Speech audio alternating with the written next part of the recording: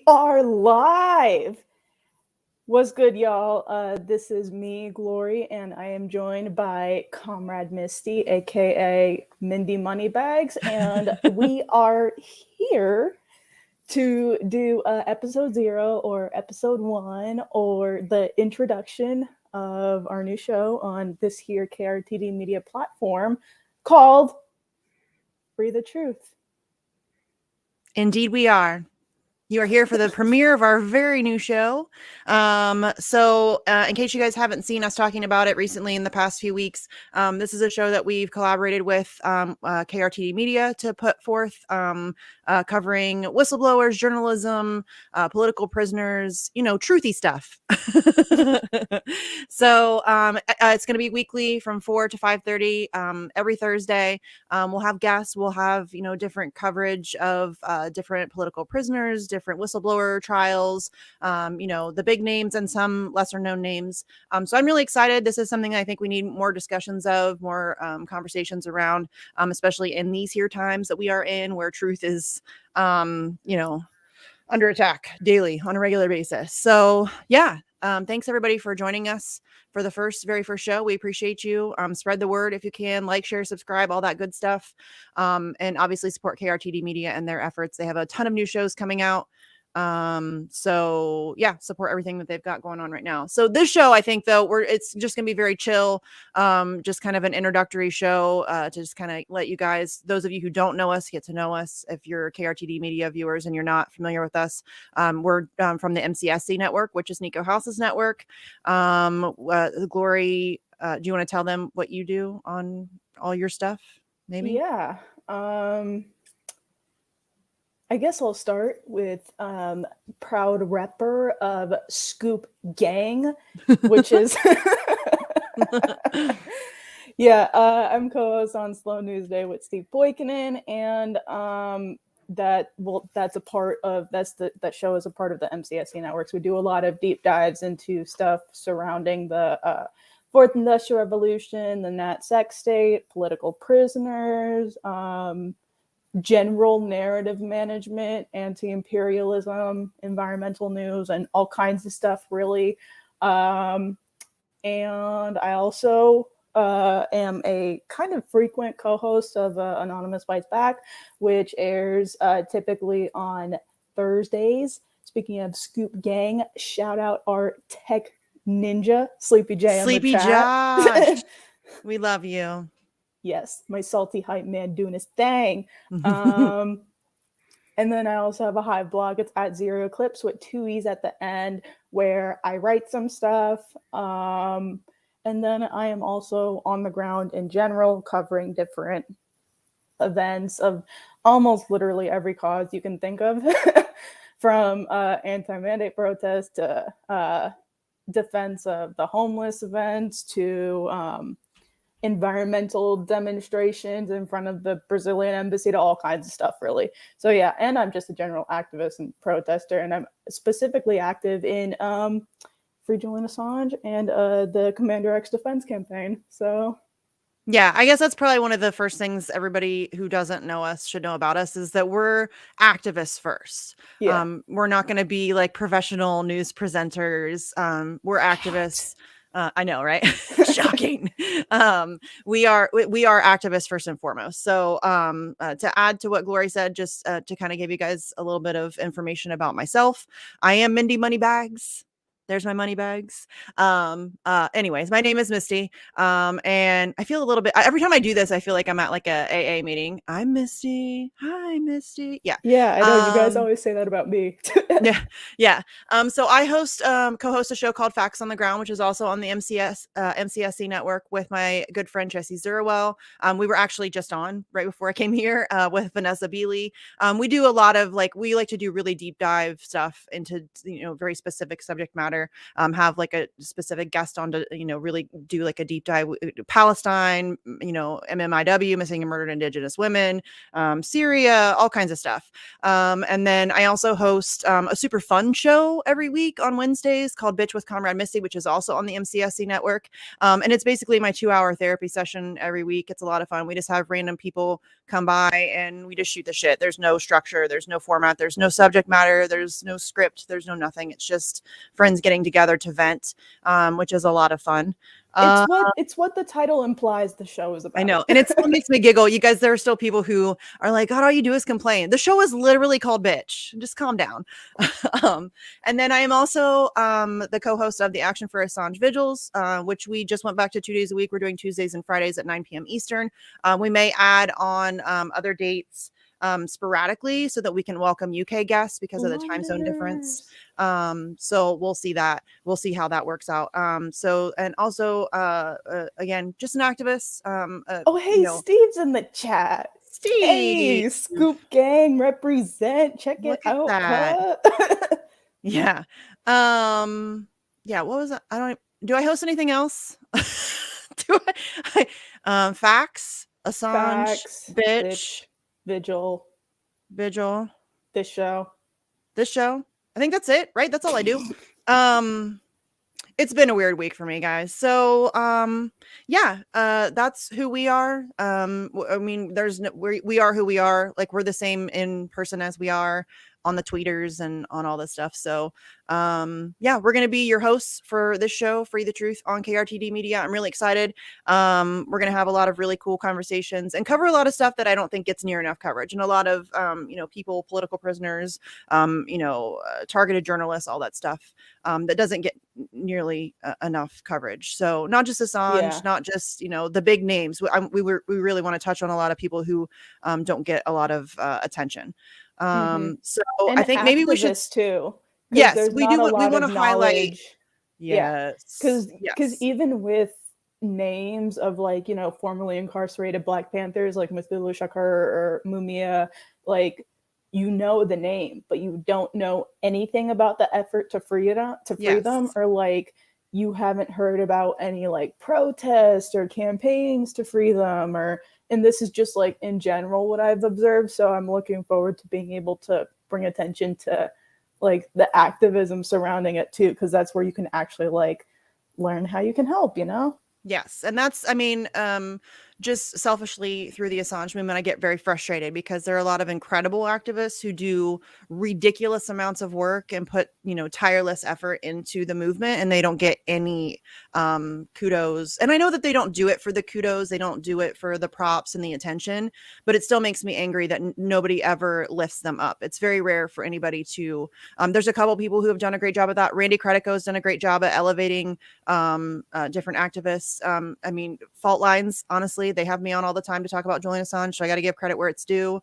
But it's very rare. It's very rare that anybody who's, trying to host an Assange event will ever give credit to activists or elevate those activists. So, and there are a lot of them all around the world. Deepa Driver. Deepa. I love Deepa. Oh, we should get her on. We should get her on. Imagine hating Deepa. Imagine not liking Deepa. Right? She's the nicest person. She's amazing. She is. If you guys don't know who Deepa Driver is, I highly recommend checking her out. She's been on the Vigil numerous times. She's amazing. She is genuinely amazing. So many good events. Yes, the Whistleblower Fest. That was awesome. The Whistleblower Fest that that had Jeremy Hammond there. I know, right? It was a really cool event. Multi-day event. They just went at it. It was great. It was really great. Something I highly recommend. And it was broken up into very good segments where you can go back and you can kind of just pick out the ones that you really want, you're really interested in. But really, I highly recommend watching every single second of the Whistleblower Fest. And she put that together. She does all this stuff. She does have a lot of help. She has friends who, help with the tech stuff and the graphics and all of that. But this is it's generally her, she gets a great idea and she just goes. And I love her. She is fantastic. But yeah, there's a lot of activists throughout the Assange community that I would love to highlight and talk about and give them their flowers because, they've earned them. They've been at this for a long time. So yeah, I'm excited to do that. That's really going to be, a fun part. But yeah, do you want to start with some Commander X stuff? Because I know that Tuesday is the next court date and you guys have a protest scheduled. So maybe we should start there since that's really, it's upcoming. It's really close. Absolutely. I'm going to drop some stuff in the chat for you guys as she's talking. The Twitter handle to follow, X, the website, all that stuff. So if you guys are interested in that, that's where that'll be. Yeah. So for those of you that don't know, or it looks like just from what I'm reading in the chat, a lot of you have already heard me talk about this case, but I'll go over it again. Commander X is basically a former hacktivist with the Anonymous Collective. He was also a former. Oh wow, you put the Twitter up there, nice. He was also a. I'm on it, Lori Jones. I know. I didn't expect that to pop up, but yeah, he was a former activist and hacktivist in multiple causes, really, and multiple causes that he wrote about as well. You can read all the stories he tells about Op Israel, Op Ferguson, his work in defense of the homeless and the homeless advocacy group Food Not Bombs. So that's kind of him. He was a former activist and hacktivist with the Anonymous Collective, but then he got asylum in Mexico after loudly and proudly evading some FBI charges, and he got political asylum in Mexico where his health declined for quite a while, so he kind of had to step back. But then his health got a lot better not early this year. In 2021, around the middle of 2021, his health improved and he was looking to get back into the broadcasting world. One of the first things he did when he came back was he helped the Freedom Camp in Santa Cruz get Wi-Fi, which is a homeless encampment in Santa Cruz with Keith McHenry, the founder of Food Not Bombs, and a couple of other people in that organization. He basically helped them get Wi-Fi. That's one of the things that he did, and he had a bunch of plans for his show. But then what happened was in June, he was extradited from Mexico back to the U.S. in Santa Rita jail, where he currently is. The reason for that is because of a decade-old DDoS charges. DDoSes, which take down a website for a couple minutes. Ooh, so scary. But basically, to break down those charges, he faces he faces like 3 different charges. One of them is failure to appear for basically evading all of his charges and going to Mexico. The first charge is an indictment from the government of Santa Cruz, where the DDoS charges happened against government sites for their treatment of the homeless, and the city of Orlando, which is an indictment from Orlando, and basically had the same exact charges, essentially, where they were mistreating the homeless and they were mistreating Food Not Bombs and persecuting them and arresting them all over the place. So DDoS attacks happened against government sites there too. So yeah, because of those charges, he's currently in terrible conditions in Santa Rita jail. Currently, where the case is luckily through discovery, it was proven that the government of Santa Cruz couldn't prove over $5,000 in damages as a result of the DDoS charges. So that indictment is going to be dropped to either a misdemeanor or nothing, because both of the indictments from Santa Cruz and Orlando are felonies by everybody's favorite law, the Computer Fraud and Abuse Act, which is totally not outdated at all and totally not stupid after it literally killed Aaron Swartz. But yeah, so Santa Cruz indictment being dropped. Orlando indictment is being weakened, but it's still there just because Disney World. So the monetary damages are probably going to be higher according to the government. But yeah, where we essentially move to negotiate X's plea deal will be Tuesday the 11th, which is this coming Tuesday. And for that, we will be outside the San Jose District Courthouse, or the Robert Peckham Federal Building in San Jose at 8:30 a.m. because hearings start at 9 a.m. And during that hearing, it'll be kind of a big one just because it's when X and his lawyer will finalize X's plea deal. And it's when we'll see like more info about discovery and stuff. Oh wait, am I allowed to? Oh wait, Well, yeah, I'm sharing some. I'm sure. Oh, it's not. Oh, not I was working. about to share the color graphic. There you go. Oh, I was doing it, but it like for some reason it made me add it too, and I didn't know it was going to do that. So yeah, there you guys go. There's a graphic for you. Yeah, that's pretty much the information. I actually have a video from X that I can show as well. Give me 2 seconds to find it.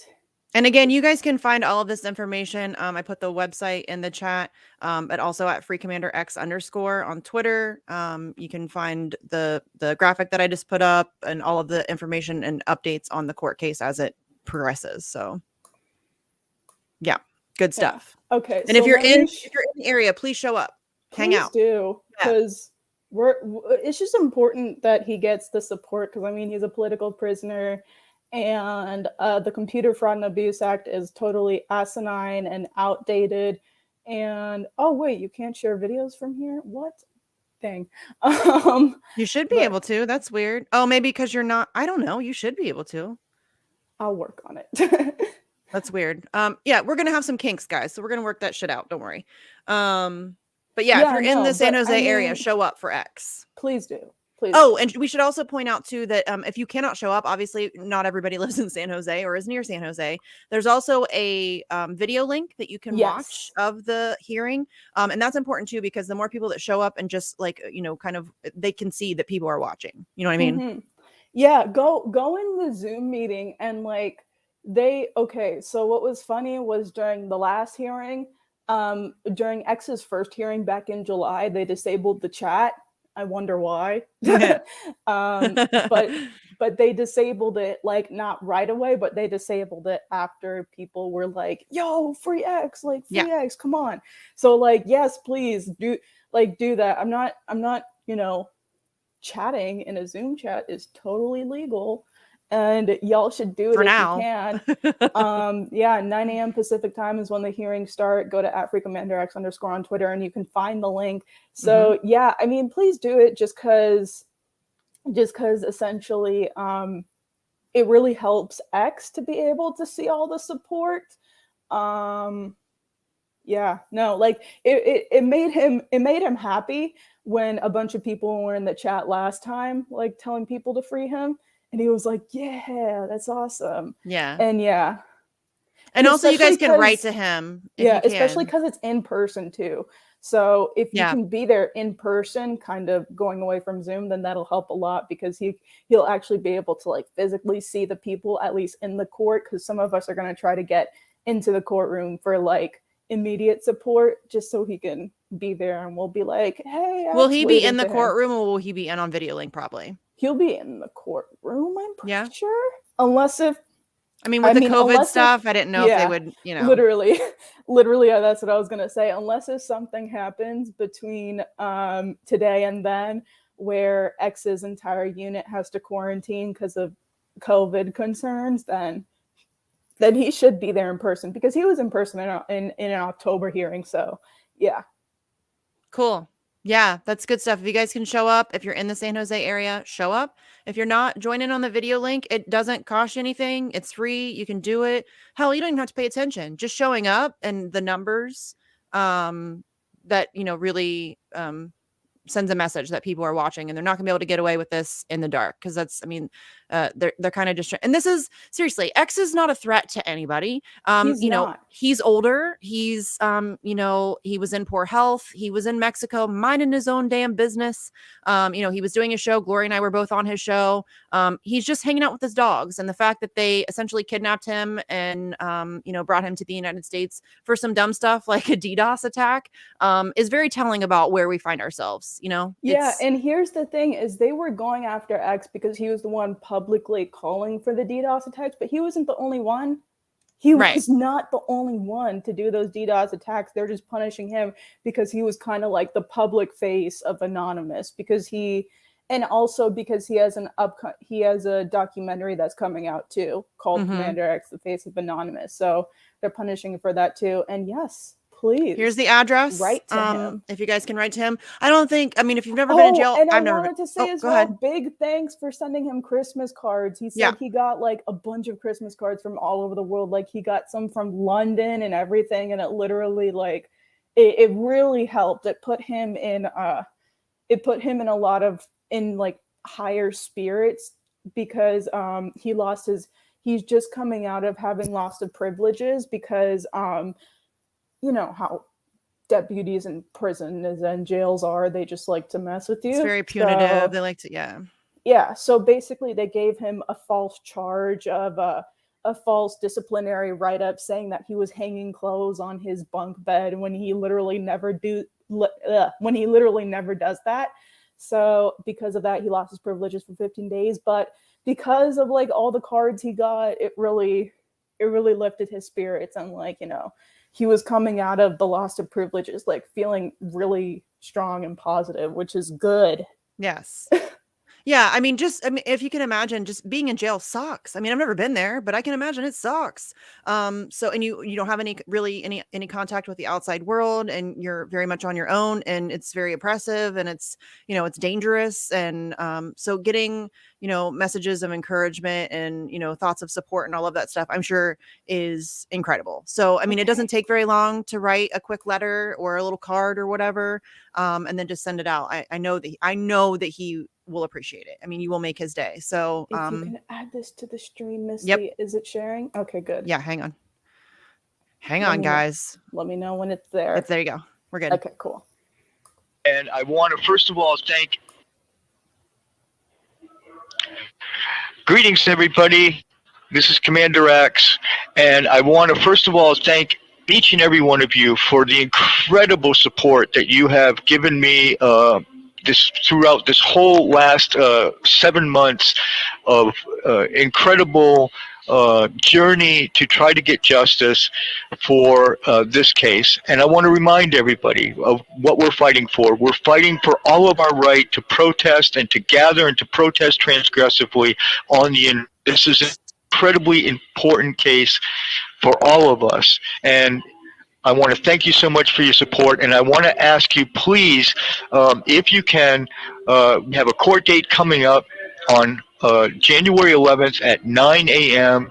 You can get details from the freecommanderx.org website. Also, you can reach out to Glory Jones or to any of the people there at that website. Will be able to plug you in to the court support gathering on January 11th. So please, guys, please, more than ever, I really need you, especially if you're in the Bay Area or anywhere in California. If you can possibly get to San Jose Federal Courthouse, please do so, and reach out to the Commander X, Free Commander X organization for any help in doing that. I really need you guys there, and I look forward to seeing you there on my side of the courtroom when I appear there personally in court on the 11th. Thank you so much, guys, for all your help. We're almost there, guys. This is going to be a very important hearing, and I don't want to give away any spoilers, and I don't want to make my lawyer angry, so I'm not going to. But it's going to be a very important hearing. There's going to be some very traumatic stuff. This is not going to be a run-of-the-mill sort of status hearing like the others have been. So please, if you can make it, please do. This is going to be a big one and an important one, and I thank you all so much for your continued support.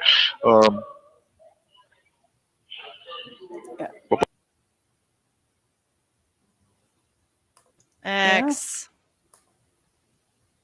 He looks good though. He looks good. Yeah. He's got his energy. He looks like he's trying to stay positive, which is all good, all very good. And so and again, to answer your question, Jimmy, pretty much he's I'm forgetting the name of it. Oh yeah, he's in protective custody. That's the type of unit he's in. Pretty much what it is he's packed in what he calls a cage with about 15 other people, and there are like several units like that throughout several cells like that throughout the unit, and yeah. X shouldn't be there, y'all. He No, should not be there. shouldn't. He really should not. So again, if you can write to him, please do that. If you can donate to his commissary fund, I know that there's a way you can do that. I think it's on the website. They have instructions on how to do that, right? It's on the website, or is it on the Twitter, or both? I'm not sure if it's on the website because I'm not running the website, but I know for a fact it's on the Twitter at FreeCommanderX_ on Twitter. I'd probably say that's the best place to go, just because like that's the one that gets updated most frequently since it is social media. Yeah. Cool. Okay. So if you're in San Jose, get to the courthouse if you can, make some noise outside while Glory and Steve and Keith McHenry try to get inside to show their support. If you're not, check out the video link and show your support that way. Write to him, donate to his commissary fund if you're able. All of that good stuff. We have to support these people in the here and now. I mean, it's like he said, this is important. This is important stuff for all of us. It's not just about Commander X. This is about all of us and our right to protest. So yeah, this is a big one. Is there anything else we're missing on X? Or do we touch everything? I mean, obviously next week we'll have an update because Tuesday is the court date. Yeah. So next Thursday we'll have an update. We'll be able to find out what happened, what went down. I'm sure we'll have some video of the actual proceedings. So yeah, I think we covered everything really for what we got going on right now. And I mean, even if you can't catch the Zoom hearing live, I don't want to say anything, but it might be broadcasted on certain channels. I don't know, like allegedly. I'm not. If you want to see the hearings, then you have to watch it live. Don't go to the anonymous worldwide YouTube channel after the hearing to find the recording. Right. We wouldn't recommend doing that. We would not recommend doing that. Phenomenal mysticism. I have not visited Santa Rita jail, and I don't know, maybe I will make a visit to yell at them, but maybe I don't know if I will though. I'm glad you're here because you're so much better at monitoring the chat. I am terrible at that, just so everybody knows. I'm really terrible at monitoring the chat. See, here's the thing is, like, obviously, like, I'm on all these shows now, but like, first and foremost, I am a woman of the chats. Like, that's where I come from. Like, that is where you come from. That's why almost every chat I come into, you see the blue wrench next to me, because I was in it. You're like the wrench queen. Queen of the wrench. We need to get you a shirt. Queen of the wrench. We need to get you a crown made of wrenches. Come on. Next time we're at a protest together, that's happening. I'm going to make it. I'm going to do it. Oh my God. Might be really heavy though. I You have to did get some give me a plastic cape ones. though. I did give you a cape. I still have my cape. There's mine right there. Hanging up. I mean, mine isn't anywhere near me right now, but I still have it. Yeah. I'm really glad I thought of those capes. And I'm really angry that I didn't think of it the first day. I had them, but I just didn't make them. I should have. I'm pretty angry about it. But I have one now. I'll wear it at every protest. And speaking of Assange protests, I guess we can transition to that now. I know. Look at that. Look at me. That's like, I'm a professional. Well, it's like a nice little segue. Out these segues, guys. Let's go. We're so professional now. A throne made of wrenches. Dude, that would be even cooler. That's like some Game of Thrones stuff. Let's go. Somebody should make some artwork of Glory Jones, the wrench queen, with a wrench throne and a wrench crown and what are they called? Scepters, right? The little thingy, the little, like, you know, the little thingy that they hold, right? I don't know what it's called. Anyways, okay, so Assange protests. Was it yesterday? Was it the 1000th day or the day before? All my days are blurring together. But Julian Assange just spent his 1000th I thought you were going to talk day. about the April protest. No, I am going to, but I'm just kind of like leading people into. So Julian Assange just spent his 1000th day in Belmarsh prison, which is a hellhole. It is the UK's Guantanamo Bay. He shouldn't be there. He should not be there. So that means that April 11th is coming up soon. That's the 3-year anniversary of his kidnapping from the Ecuadorian embassy. And because we're coming up on the 3-year anniversary, we are organizing a protest in DC again. I'm going to drop the GoFundMe link in the chat for you guys.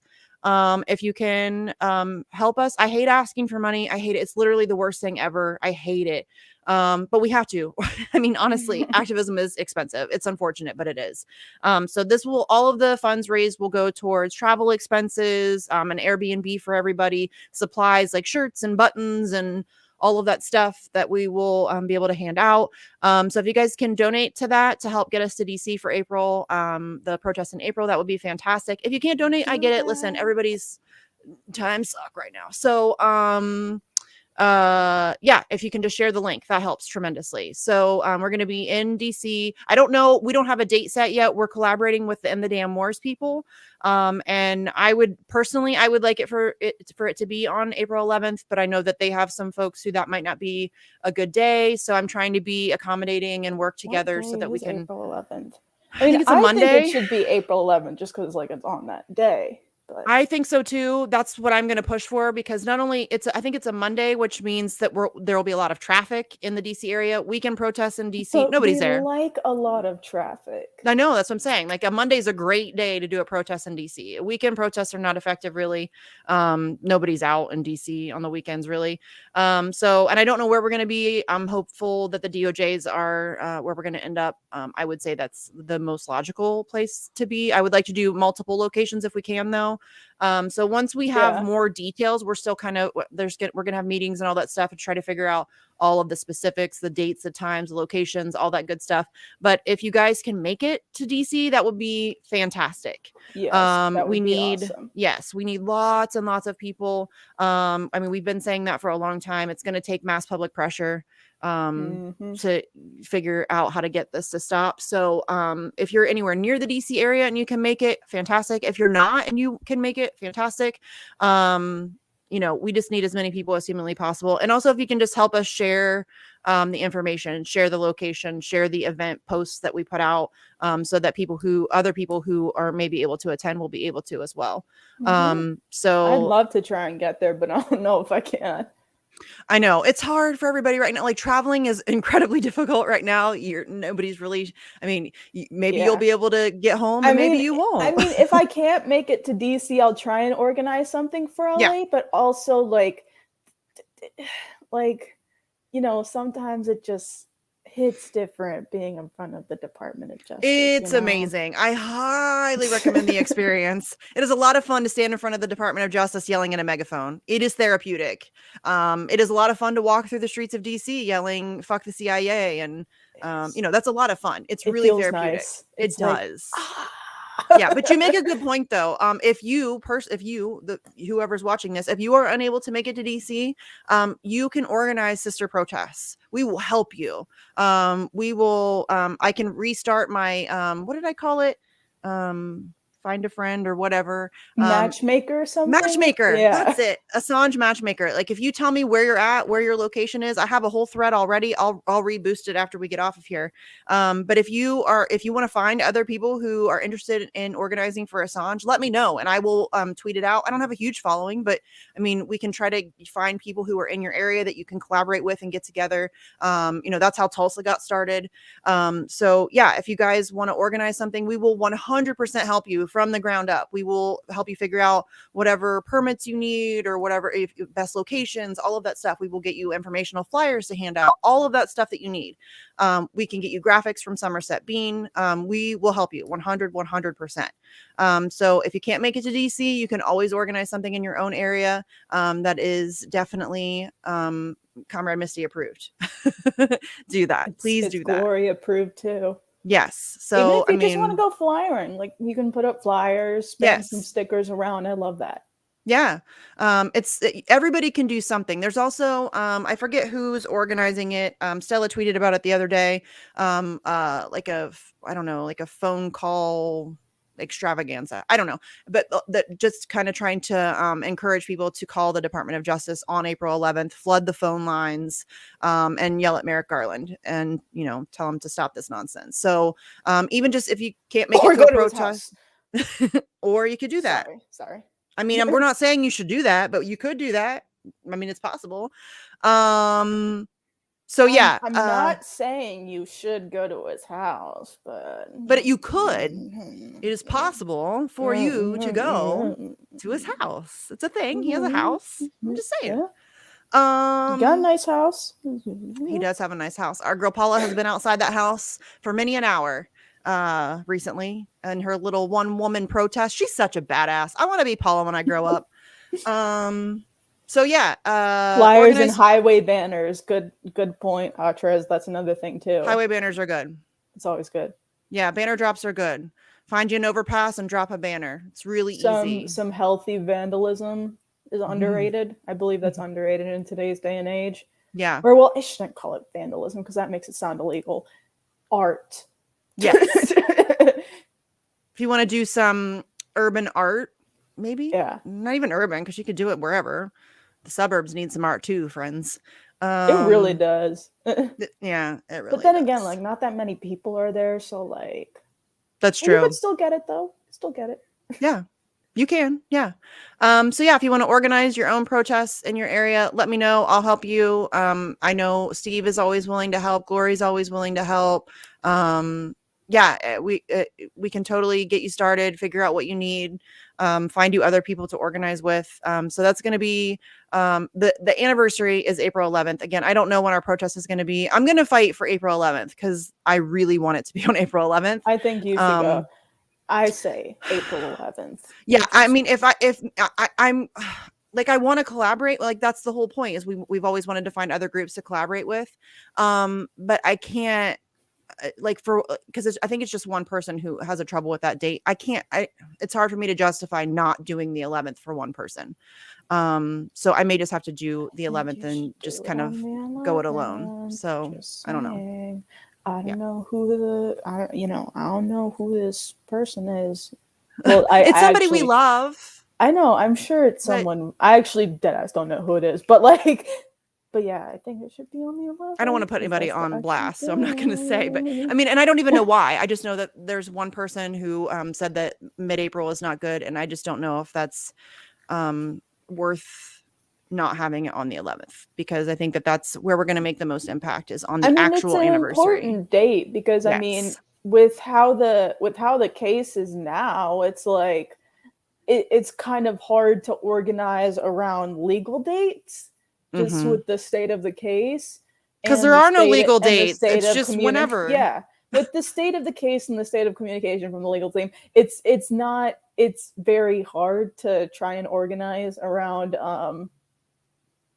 court dates. Yes. So yeah, and I don't mean to drag the legal team, but they could communicate a little bit better with the movement that's trying to free Assange. Please. That would be nice. That would be excellent. I mean, I'm just putting it out there. I'm just putting it out there. I'm not trying to drag them. I get it, but we need some communication. It would really help us be more effective activists if we had some better communication.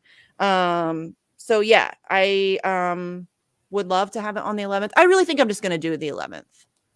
I think you should too. I think I just made up my mind. I think I'm just going to do the 11th. I think I did. I think I'm just going to do the 11th. So maybe I'll get into DC on the 10th so that I have time to get everything set up. And then maybe we do 2 days of protest, the 11th and 12th or something. Or even if we just do the 11th, I mean, whatever we can do is fantastic. We just have to get out there. Mm-hmm. So I started off the new year wanting to bump the vigils back up to 2 days a week and wanting to get, back to DC and do some more. I want to build up Ohio. So yeah, I mean, I'm taking on a lot again. Here we go. It's okay. It's all right, you guys. We have to. We don't have a choice. We're in a really bad situation in the case right now. Julian Assange recently had a mini stroke, actually, in the middle of a hearing on October 27th. So he is literally dying. They're killing him slowly. So we are out of time. I mean, we're out of time. The ruling on the latest appeal is supposed to come. Again, like Gloria just said, we don't actually have court dates anymore. It's just like, oh, whenever we feel like it. So mid-January, maybe. Bro, literally, like for the actual verdict and the appeal, you want to know what it was? It was after the 27th and the 28th. The judges, like after both sides presented their case for the appeal, obviously the prosecution was a complete clown show and it was absolutely infuriating. And the judges basically went and said, oh, well, you will need some time to deliberate on and come to a decision. Like, no date, no amount of time. They just said they need time to come to a decision. And then fast forward literally like 2 months. Well, a month and a half. Fast forward a month and a half. And like, what, 1 or 2 days before December 10th, they're just like, I think it was the day before, wasn't it? Because I remember Craig Murray saying that he was like out and about at home. He just recently got out of jail himself for the crime of doing journalism, but he was like out and about doing some shopping or running some errands or whatever, and got a phone call and was like, hey, can you get here by 9 a.m. tomorrow? And it's like 5 p.m. the night before. It was literally like hours. Yeah, I woke up on the morning of the 9th and I'm like checking all the news and it's like, oh, by the way, the verdict in the Assange appeal is happening tomorrow, December 10th. And I'm just like, Human Rights Day? Really, guys? I know. Can we just talk about that for just a brief moment? Because that was you guys, so on purpose. Of course it was. Orchestrated. Oh my God. Because the thing is, like, it was either going to be like an ultimate, morality blow to our hearts, or just to basically mock us, or if the appeal did end up in our favor, it was going to be like, oh my God, look at what happened on Human Rights Day. We're human rights warriors. The US and US protected journalism on Human Rights Day. Look at us. And it's like, ugh. Well, and it was also right smack dab in the middle of the Democracy Summit, which was, they spent the entire first day of the Democracy Summit talking about press freedom. And then the next day was the ruling on the appeal. And it's seriously, they're trolling us like right in our faces. They're laughing at us right in our faces. It's astonishing. And see, this is why I got a one-sided beef with the Secretary General from Reporters Without Borders, Christophe Delwire, or however you say his last name, because he's French. Yeah. But like, bro, we love you, Rebecca Vincent. I do love Rebecca Vincent. Yeah, that's what pisses me off about him, is like it essentially negates all the work that's come from Rebecca Vincent. And she does work extremely hard, not just for Julian Assange, but for journalists across the globe. She's constantly traveling and fighting for press freedom. So yeah, I'm just like, bro, you like, I want to be in a call with Secretary Blinken. Let me take your place, Christoph. I'll show you how I can help democracy. The guy from Reporters Without Borders and having a conversation with Anthony Blinken and not bringing up Julian Assange. You are an epic failure if that's what you're doing. Bitch. Yeah, that's pathetic. Seriously pathetic. I can't even, like, that just makes my blood boil just thinking about it. I can't imagine, pretending to be a fighter for press freedom and doing that. Oh, silliness. Total silliness. So yeah, we should have a ruling on the latest appeal, maybe mid-January. We'll see. There are a couple different ways that it could go. Where'd you get that date from? That's just been floated by a couple different. I think Deepa said that. It's just you know what it is. It's not like this is a hard fast date. It's like, oh, okay, well, we're thinking maybe mid-January. You know what I mean? It's like people just taking educated guesses about when it might potentially, and we'll probably find out like 12 hours before, or maybe they'll just do it without telling anybody. They'll just announce it one day on like a Friday at 4:59 p.m. when they try to hide it in some crazy news cycle. That'll most likely be what happens. I mean, here's the thing: if they extradite Assange, like, we're gonna find out. Oh yeah, We're gonna find out. We will definitely And find out. You're going to have to deal with us. Yeah, I will be in DC if he comes here. I will be in I'll DC. find a way. I'll make my way over there. I will. Yeah, I will. 100%. Make my way over to. Man, can I say that? What? It's. I don't know. Say I'll make my. I don't know. Well, I'm not gonna make my way over to Merrick Garland's house and make sure he doesn't sleep. You're not saying you're gonna make it there. You're just saying that it's possible that you could make it there. You could be there. Like you could. It's possible that. I mean, you could just like happen to stroll by his place. Who knows? You're in DC. I'm just saying it's possible. Yeah. That I could make my way over to Merrick Garland's house and make it so that he doesn't sleep. Yeah. But I'm not saying I'm gonna do that. Right. No. We would never say that we're going to do that. With a golden whistle and a bullhorn. A bullhorn. Glory Jones on a megaphone is magic. I know from experience. It's a good time. It is a good time. So, yeah, I don't know what, I honestly, people ask me all the time, what do you think is going to happen? I don't know. None of this makes sense. This entire case is garbage. It's built on a house of cards. It's, the key witness just recently admitted to fabricating his testimony in exchange for immunity from the FBI, who, by the way, is a convicted child molester. Yeah. So they gave him immunity in exchange for fabricated testimony against Julian Assange. That has fallen apart. The UC Global case has laid bare the fact that they were spying on everything he did. Everything, all of his conversations with other journalists, with his family, with his legal team, his legal conversations. Which is how Ellsberg's case was thrown out, because they were spying on his meeting with his therapist, I believe it was. Yes. And that's his meetings with his therapist. The CIA was literally spying on Julian's meeting with his lawyers. Yes. Huge human rights violation. Like, there's so many things that should have had this case like lit on fire. And like tossed into the dustbin of history, that it's astonishing. I mean, just the amount of human rights violations that he has had to endure over the past decade or so is, I mean, it's not really surprising, but at the same time, it's astonishing.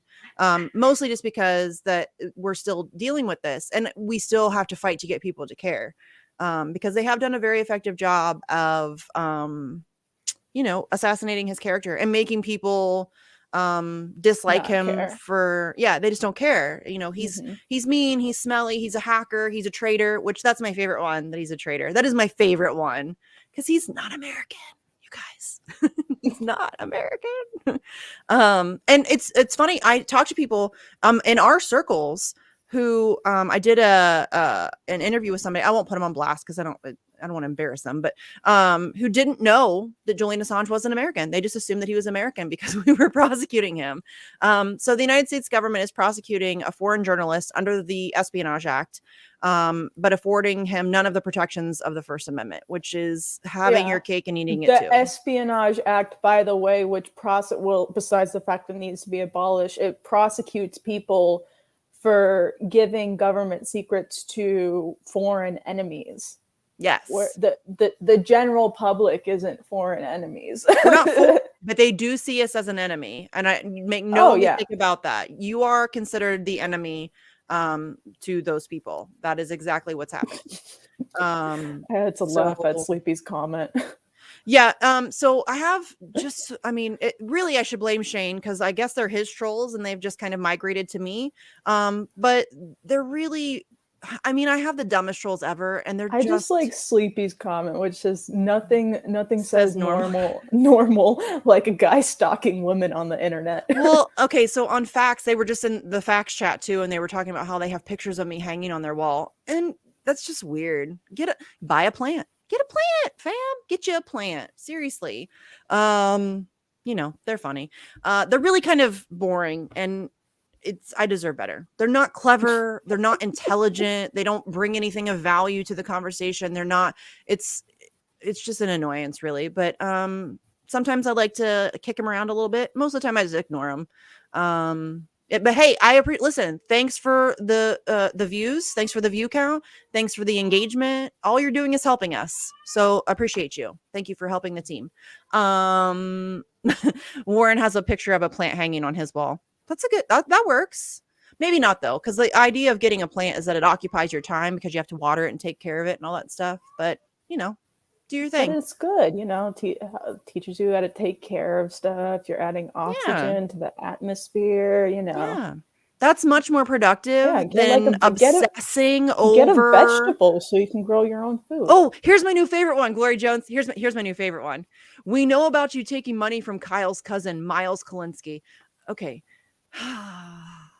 I think these are parody accounts, honestly. I think. Okay, whatever, man. Misty now has trolls. Homie, I have had trolls for years. Years. They've been following me around, obsessing over my every tweet. It's ridiculous. But yes, I would like to know where this money is. I've never heard of Miles Kalinsky. Misty, what do you mean where the money is? It's right behind you. Right, I forgot. It's right there. You're right. True story. Oh, there's a cat in the background too. Which one? Oh, it just walked off camera. Hi. Come here. That's actually Julian. Aww. Yeah. Where was That's a good point, Allison. My trolls are talentless hacks. Yes, Steve, they are. What? Allison said, I think human rights violations are being experienced by everyone, and that's hence why it's hard to get people to care about the Assange case in tandem with psyopsing us into selfishness. Facts. Yes. Facts. Because, I mean, it's true. We're, like, everybody in the U.S. prison population is a victim of human rights violations. I mean, people in poverty, homeless people, they're victims of human rights violations, probably. There's so many people to be victims of human rights populations, but that doesn't necessarily diminish what people need to realize is that doesn't diminish the importance of the Assange case. Like, people just don't realize that it affects them too. This is, well, it affects them too.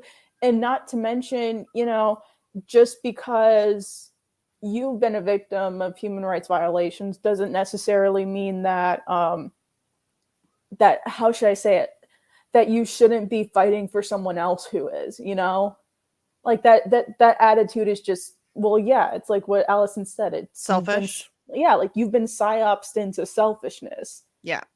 There's also a lot of learned helplessness going around right now. So that's something else that we need to address as a society, because it's bad.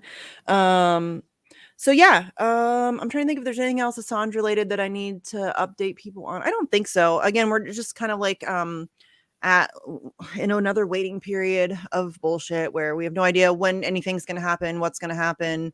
Again, we will maybe get some, couple hours notice, 12 hours notice, whatever, who knows.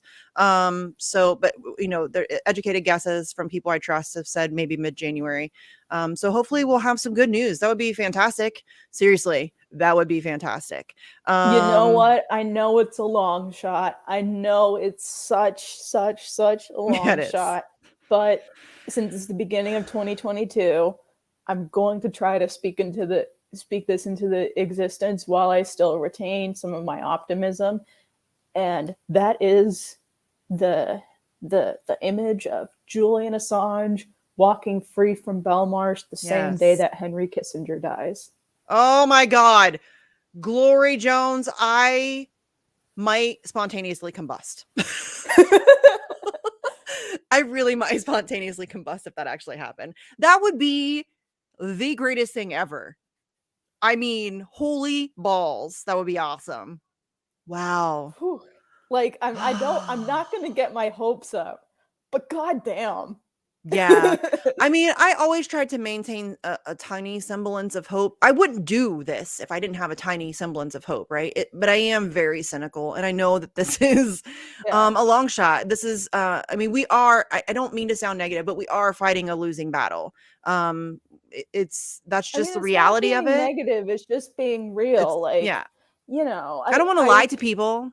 You like, know? yeah, right now we are losing. I don't want to, I'm not going to sugarcoat the fact that, like, right now, when it comes to issues of freedom and human rights, we are We're very much losing, and losing. the odds are very much stacked against us. But I, and like, I say that, first of all, because I don't want to, like, feed people like false hope or anything like that, or give people some like overestimated measure of what our impact is. It's just a way of saying, but like, no, we still got to fight. Well, there are two options. We can just lay down and take it, or we can fight. You know what I mean? Like, those are our two choices. Yeah. And I'm not really one to like just sit back and take it. I'm just not. And I mean, again, like, if we come together, we can do this. Like, this is winnable. It is absolutely winnable. We just have to make it politically untenable for them to continue this. That's the only thing that they Exactly. care about. That's the only thing they care about. That's it. But we're running out of time. There really needs to be a sense of urgency. Just for Julian Assange's sake, personally, his health.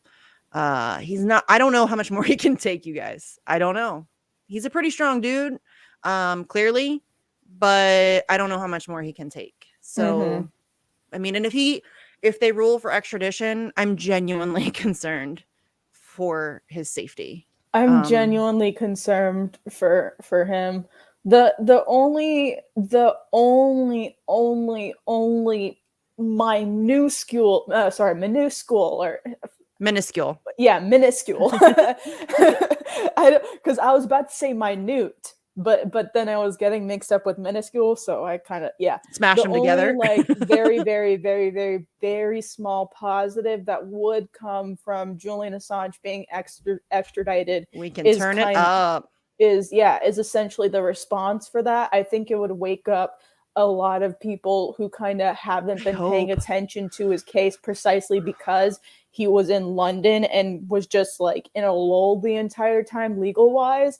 I think extradition would at least wake him up, and I think it would, bring a lot of people to DC to kind of converge on that whole environment and really push back against it. Yes. And I hope you're right. I hope you're right about that, because I think it is right now. I think it is because it's not in the US. I mean, it is in the US's hands, but because he's in London and because it's the UK court system, the UK prison system, it feels kind of out of our control. It's not. I mean, we can still fight the UK too. Just because you're an American doesn't mean you can't push back. But I think that if he does get extradited, I think that will really snap people out of kind of the complacency the fog of complacency that they're in right now. And I can tell you that if he is extradited, I will be in DC the day that he arrives. I will be in DC the day that he arrives. If we know it, I mean, they may like shuttle him here under cover of darkness and not tell anybody that he's come here. But I feel like they'll probably like the actual rendition itself, like the act of it will be done mostly covertly. Yeah. But the actual, like, the declaration would be public, but the actual act of it would be done without our knowledge. I mean, the declaration will be public because it has to be, but they will also try to hide that too. They'll throw it in some weird ass news cycle where nobody's paying attention on like a Friday at 5, and they'll try to hide it as much as they can. But you're right. I think that him actually being brought here they'll try to hide that as much as possible because they don't want attention on it. That's the last thing that they want is attention on this, which is why I get so frustrated. They're walking a weird limbo right now between attempting to punch activists in the face morally, but also keeping the case quiet. Yes. Yeah, they're trying to walk that fine line, really, of because demoralizing us. I mean, that's what's happening when they're like allowing people to see what a horrible state Assange is in. Yeah. Like they know that those hearings are just public enough so that we'll see them and we'll be like, oh God, no. But like that normal people won't really be paying attention. But, I mean, you can try and demoralize me, but it'll just piss me off. And yeah. I mean, listen, they're effective at that. Sometimes there are times that I'm demoralized. Like there are days that I'm like, I can't do this anymore. I'm done. But I don't ever give up. Like those moments pass.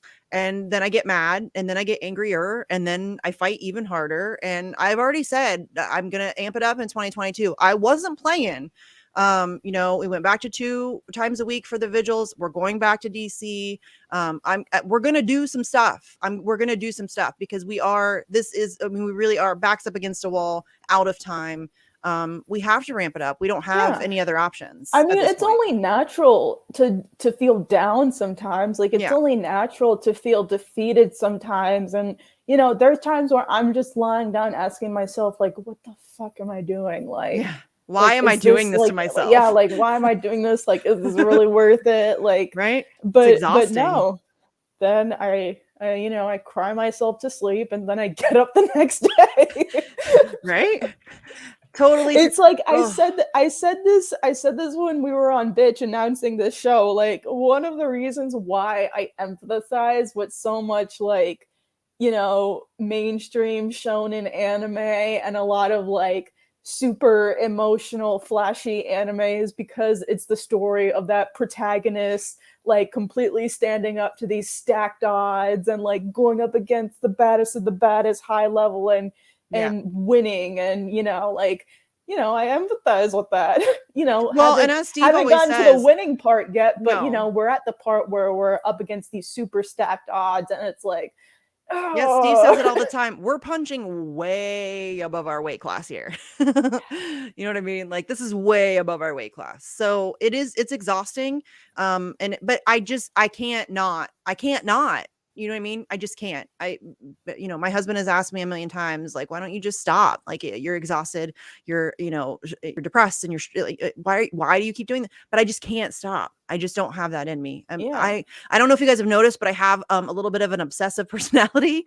I get really, really, really focused on things. And I'm really, really focused on this. And so I'm going to ramp it up this year. Hopefully you guys can help me do that and make a lot of noise. Because that's what it's going to take. It's what it's going to take. It's going to take a lot of pressure because, I mean, listen, with the logical fallacies in this case that are just all over the place, and with what a clown show the prosecutors are, and with just everything happening in this case legally, you know, being real here, Assange is probably not going to be freed by winning this case legally. It's going to happen because the people that are kind of facilitating his prosecution are going to feel like they have to drop the charges because of the pressure coming at them. Yeah. Like, and it's going Glory to take Jones, a pressure campaign, people. Glory Jones, look who's in our chat. It's Allie.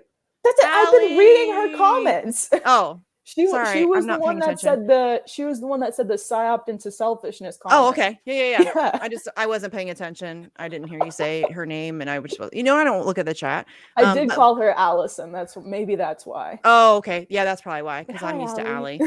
Allie is an amazing organizer and activist who does protests regularly all the time in London. And she, more importantly, she does an amazing job of taking care of my guy, Eric. So she mentioned Eric in the chat. She said, had dinner with Eric tonight. He gave you a shout out, Misty. Yay. That's my guy. Speaking of shout out. Oh, speaking of Eric, there's my artsy Marxist did it. I can't move my finger right there. Artsy Marxist did a painting of him for me. You can't really see it, but it's amazing. Speaking of shout outs, David McBride watched the video of our shout out. I love David McBride. So that's somebody else that we'll be covering as the show moves forward because he's an amazing whistleblower. Yeah. We were basically just like, the clip was basically us going like, oh my God, David McBride is such a badass. Like, his voice is so awesome. It's so badass. Like, man, he doesn't get the credit he deserves. He doesn't. Then, like, he watched that clip and he was like, oh, guys, it's made my day. Like, I hope you guys can be role models for my daughters. And I'm like... Oh my. And then I fangirl even harder. Me too. Oh my God, David McBride likes me. Ah! Yeah, I love him so much. He is one of the coolest people on planet Earth. And I love him because I'm sure this has been readily apparent throughout the show, but I'm kind of a cynic. And so he's a very positive person. He's going through his own legal shenanigans right now, and he still always remains positive. He still always remains, focused on the good things, and he is great at practicing solidarity. I hope he sees this clip too and gives us another shout out. But he is really good at being positive, and he shows solidarity with other whistleblowers and with Julian Assange, and he's just a really overall just good person, and I really, really, really like him a lot. So yeah, we'll be covering him. I'm sure we can get him to come on the show at some point, and we can do like a deep dive into his case, because it doesn't get enough coverage. Yeah, it really doesn't. It really does not. And he's kind of bad about talking about him, like his own stuff. He's like most other people that we talk to, they're more focused on other whistleblowers or journalists than they are themselves. Craig Murray is the same way. Yeah, David McBride's case, it will very much be tied to the vindication of a lot of other whistleblowers that have exposed war crimes. So, you know, if his case in Australia goes well, then whistleblower cases around the world against war crimes will kind of get a nice little extra boost there. Yeah, it's kind of a snowball effect. So, but yeah, like Craig Murray's the same way. Tara Reid, even, because I kind of consider Tara Reid to be a whistleblower. I think that's kind of a fair, to put her in that category. And I remember the first time I had her on Facts, we were interviewing her, and she spent more time asking questions about Julian Assange than she did talking about herself. And that's like a common trait that I've noticed throughout most, not all, but most it's the people. same it's the same thing with Commander X. Granted, he's not a whistleblower, he's a political prisoner, but like every time every time I call him, he's like, oh, how are you, how's the gang, and like, what's happening in Julian's case? I'm like, X, we have 5 minutes on this call, please. yeah But I think that it's seriously is a common trait that I've noticed throughout that kind of group of people, is that they're always more concerned about the bigger picture, other people, the message. That it's not there's not a selfish bone in any of them, or a self-serving bone in any of them. So it's why, and that's these what are my leads people. them to do acts like that. That's what leads them to blow the whistle, like a combination of that. And also a combination of just like, general courage and conviction. A whole boatload of courage. Like a whole boatload of courage. I can't imagine the amount of courage it would take to do something like say Daniel Hale, for example, has done. Or Julian Assange. I mean, still my favorite story about Julian, not my favorite, but one of my I think one of the most obvious stories to tell when you're trying to highlight the fact that he is courageous is that Vault 7 was released when he was already 5 years into illegal and arbitrary detention into the Ecuadorian embassy. He already knew he was public enemy number one of like literally every powerful person on planet Earth. And then he released the largest CIA leak 7 on history. The CIA. The CIA, the largest CIA leak into history. He was just like, yeah, gonna go ahead and put this out there. And I'm like, wow. It's like, God damn. Oh, it's amazing. And yeah, it's phenomenal mysticism. She's an activist too. I also see her as a whistleblower though. You can be both. You can definitely be both. So yeah, that's like one of my favorite stories. And another, a Daniel Hale story, John Kiriakou told this, I think on RT one time. So it's, I'm sure you can all imagine, once you've been charged with under the Espionage Act, it's kind of hard to find a job, right? So he found a job as a dishwasher, and then he got fired for trying to organize the staff. So that's the kind of people that we're dealing with here. Generally speaking, they're not all going to be good. There's an asshole in every group. Of course, some political prisoners are assholes. I mean, like, listen, we've managed to get through what?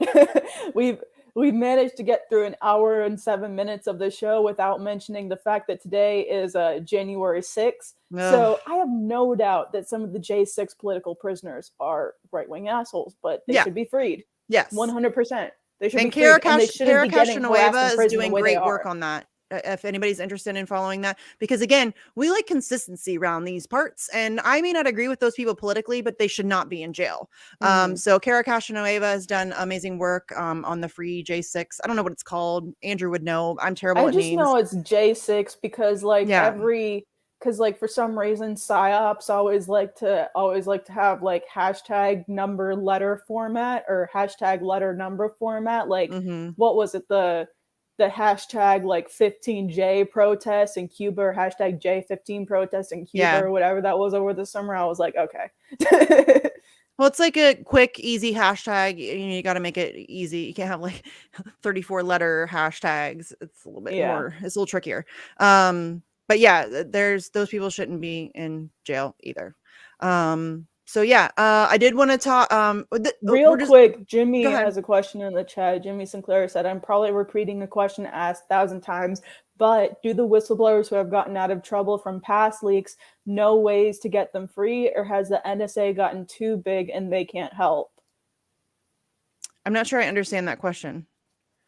I guess do the whistleblowers who have gotten out of trouble from past leaks know ways to get them no ways to get who free? Like no ways to get current whistleblowers free? Is that what you're trying to say? Is that what you mean? I'm not sure I understand your question. If you can, I mean, I'm probably just not reading it properly, but if you can maybe rephrase it for me, for my dumb self, that would be great.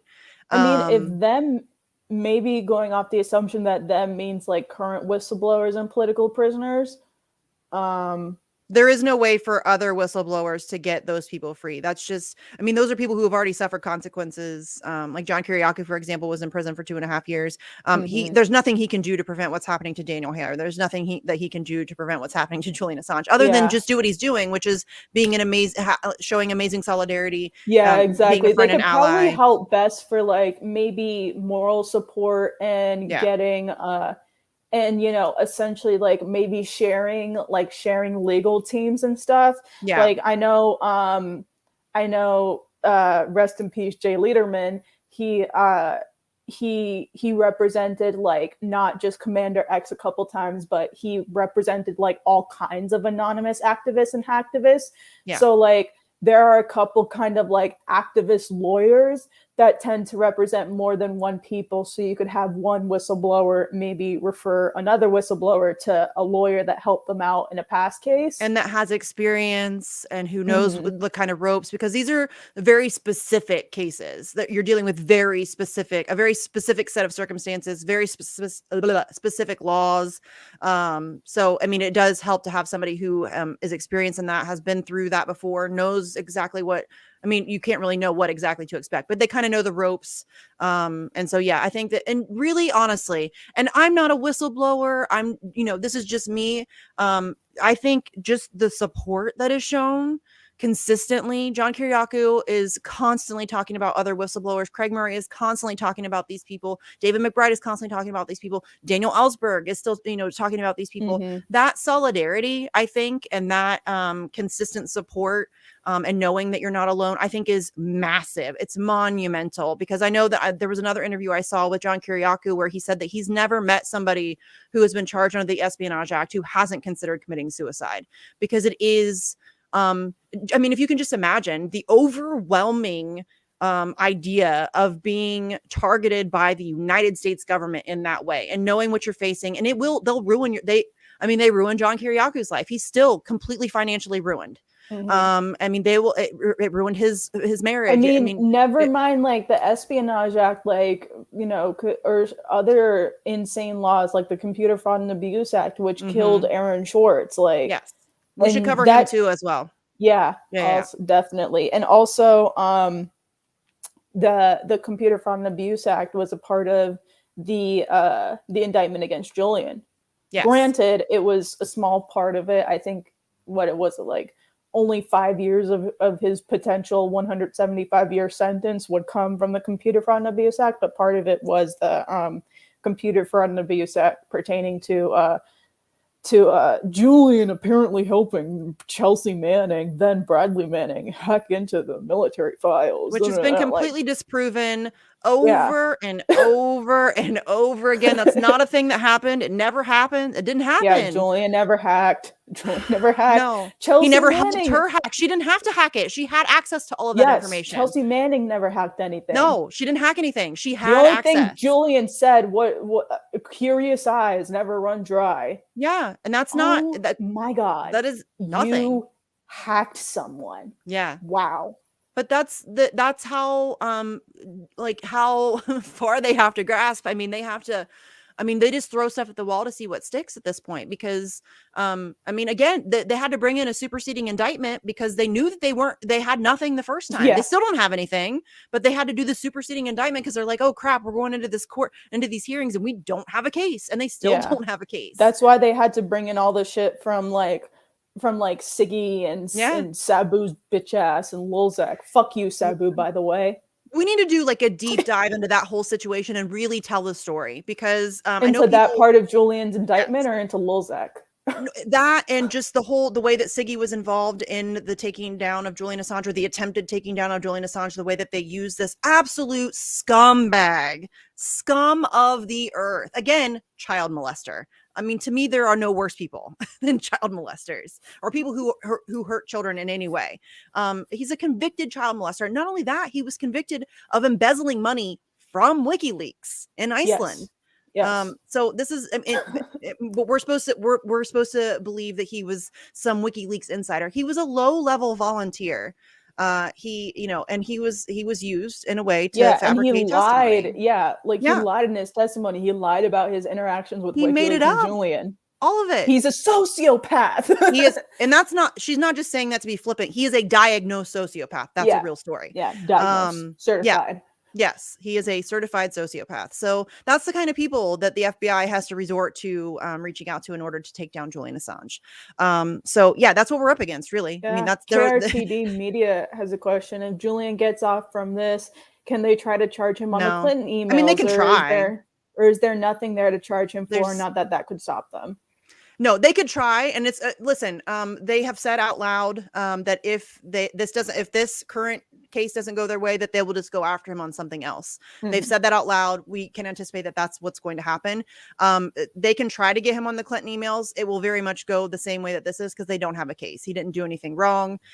He broke no laws. It's just journalism. All he is doing is journalism. But we know from the Schaffer leaks that this is exactly what they intended on doing to him, was tying him up in legal cases for 25 years, so that it's effectively silenced him. It's taken him out of the game, and that's what they wanted. And it's not just about taking him out of the game. I mean, he does represent a very significant threat to them, because he's done it better than anybody has ever done it before. But it's not just about him. It's about sending a message to all journalists around the globe. Journalism in general. Yeah. So, and it's been effective. I mean, if you can see the shift in journalism over the past decade, it's all very, and that's due to a lot of different factors. It's not just because of what's happening to Julian Assange. It's the corporate capture of mainstream media. It's been completely purchased. It is owned and operated by Boeing and Pfizer, and, which are the same people that own our government. So, hey, fascism. So Misty, I thought we had like democratic institutions. Totes my goats, dude.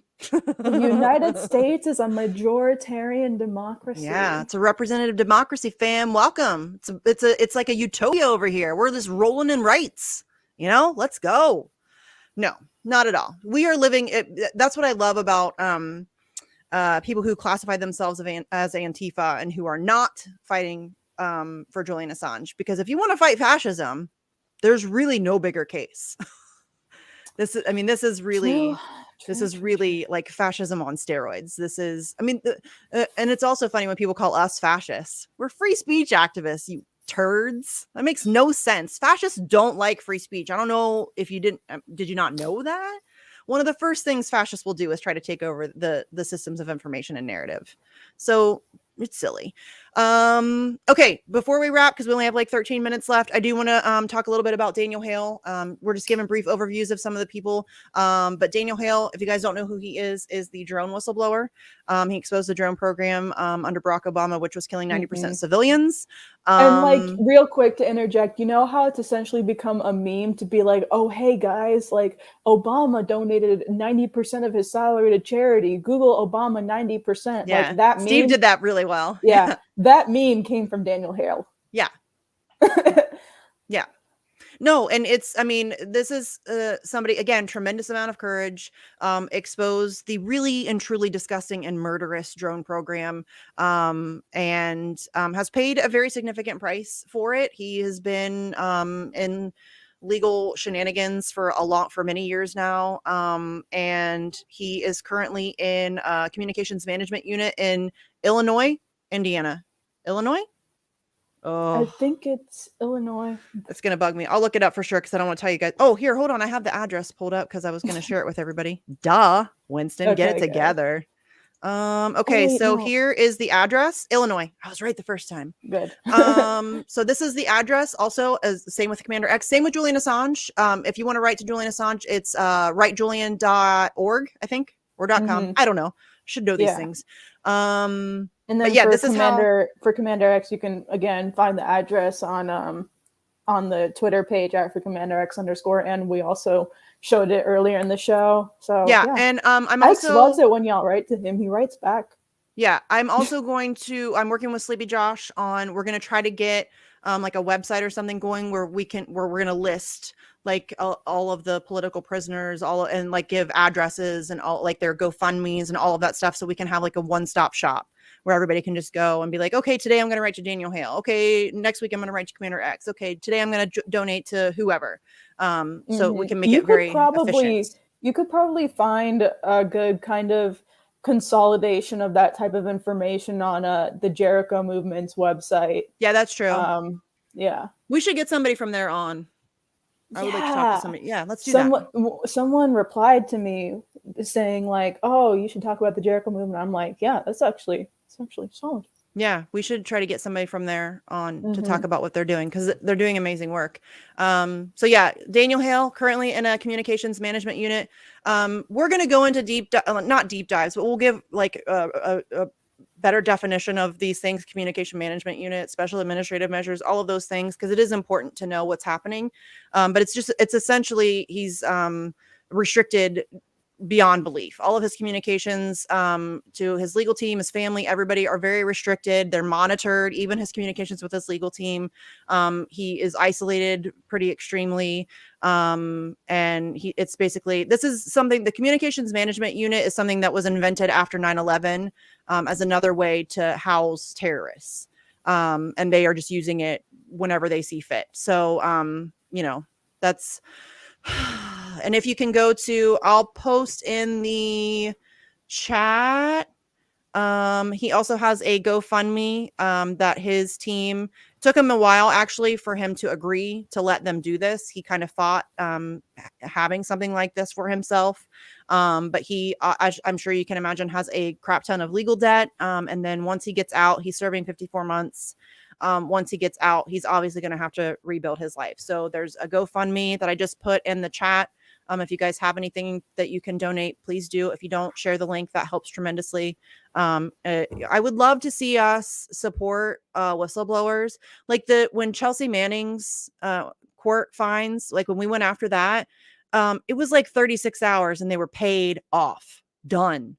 And that was one of the best things I've ever seen in my life. That like fueled me for months. I still talking about like right now, I get like a little buzz off of it. I'm like that because I live tweeted the whole thing. I'm like, it's up to, oh my God, you guys, here we go. You know what I mean? I was so pumped about it. I was like, we're under 5K to go. Like, let's go. Oh my God, I was so excited. I was so pumped. And then to get them paid off within like 36 hours was astonishing. It was amazing to see people come together in support of a whistleblower like that. Yeah, so it's hard to get dubs like that. So like, it is. When that's that why happened, it was like, you got to soak it in. Soak it in and hold on to it. Yeah, so if there are any we probably should start wrapping up a little bit here. So we didn't get to talk about everybody, obviously it's the first show, of course, kind of just just an introductory thing, but we are very open to suggestions. If there's a whistleblower, we can't know everybody, we can't, you know what I mean? So if there's somebody that's a lesser known whistleblower or political prisoner or targeted journalist that you would like us to cover or talk about, please let us know. We are totally open to suggestions. Are your DMs open? My DMs are not open because if you know anything about my Twitter experience, that would be really dumb of me. Yeah. My DMs are still okay. My DMs are still open. But you can just tweet at me. You can just tweet like at me. That's helpful too. Yeah. But yeah, my DMs are open, but I don't read the requests all the time. Yeah, I'm just not ever opening my DMs. If you're friends like, with me, if you can reply DM me. to one of my tweets and you're not intensely shadow banned. Thanks, Shane. There we go. Yeah. There we go. You can send it here. Shane will pass it along to us. Or if y'all are on Discord, well, because I don't know if it's, but yeah, I'm on Discord. I check my DMs pretty frequently on Discord. So if you're in any, like, I don't know, big Discords, I might be in there. No. You can find us. I mean, there And are I'm ways on for you Telegram. to get. I'm on Telegram. I'm on Telegram, Zero, Signal, Element. Yeah. At Yeah. Zero Eclipses, not giving you my Signal because that app is whack. Yeah. Yeah. Yeah, the Element. KRTD server in the description. Yep, Glory is in there. But yeah, if you just send it to the KRTD email or just tweet at us or whatever, we are always open to suggestions. If there's stuff that you would like for us to talk about, we're totally down. We're totally down for doing that. Is there anything else we want to tell people before we start wrapping it up? I always feel like I'm forgetting stuff. Me too. No cap. Always. Because we got a lot of stuff going on, so it's like I couldn't even remember the shows I hosted earlier. Remember that? Just like an hour ago. So bad. Oh yeah. Okay, so I hope you guys enjoyed the first. Wait. What? We What? did forget something. We did? It's a very somber occasion today, Oh, no. Misty. Oh. It's The end of democracy. the year anniversary of the day that democracy almost died here. Yeah. Should we take a moment of silence? Okay. Yeah. Long enough. Yeah, it's also the year anniversary that Judge Vanessa Baratzer ruled or decided to deny Julian Assange bail after ruling against extradition and motioning for him to be released herself. Like she literally said in the motion. If you read the actual text, it orders him to be discharged. It orders him to be discharged, and then she denied him bail 2 days later because, why not?